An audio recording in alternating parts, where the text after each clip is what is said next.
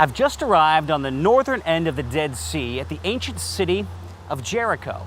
Now, Jericho is said to be the oldest continuously inhabited city on the planet.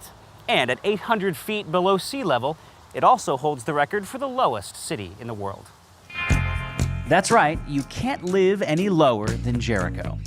Well, I guess you could dig a tunnel under Jericho, call it a town, elect yourself mayor, and voila, new world record. But Jericho doesn't suffer from any inferiority complex being so low. It is actually quite popular as a tourist destination. Must have a ski resort. Can't wait to try the black diamonds. The city of Jericho is one of the most excavated sites in Israel.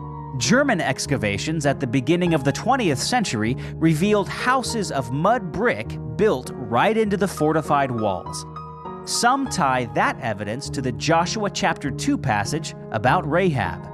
Then she let them down by a rope through the window, for her house was built into the city wall, so that she lived in the wall.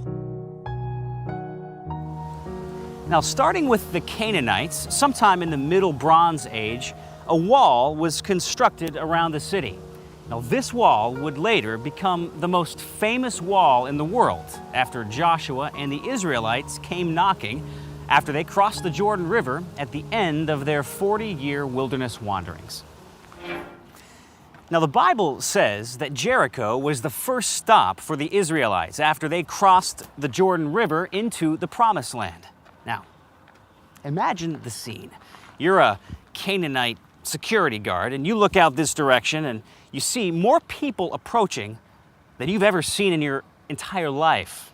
I cannot imagine what he must have been thinking, but I bet it was not, welcome to Jericho. Come, stay a while, have some tea. Marry my daughter. Now, most of us know what happened next. The Israelites, led by the priests carrying the Ark of the Covenant, marched around the city once a day for 6 days. Then, on day 7, they marched around 7 times, after which the priests blew their trumpets, everyone shouted, and suddenly the seemingly impregnable walls of Jericho came crashing down. It's one of the most dramatic moments in the Old Testament. But did it really happen? Is there any evidence of this amazing story? For many years, due to the research by the famous archaeologist Kathleen Kenyon, the answer was no.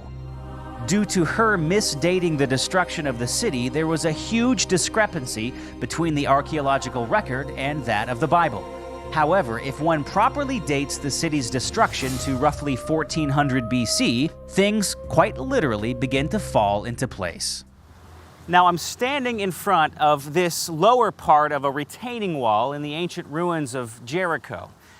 Now, this part of the retaining wall, this lower part, you can see is built out of these huge rocks. Now, up above it would have been built out of a reddish mud brick.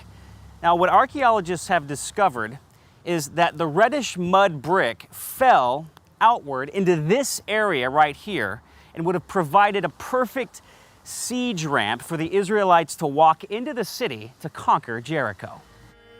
Now, did you get that?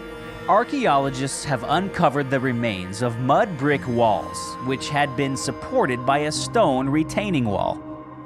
These mud brick walls had fallen outward and created a ramp of sorts up into the city.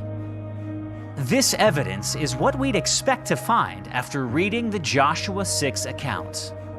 As soon as the people heard the sound of the trumpet, the people shouted a great shout, and the wall fell down flat, so that the people went up into the city, every man straight before him, and they captured the city.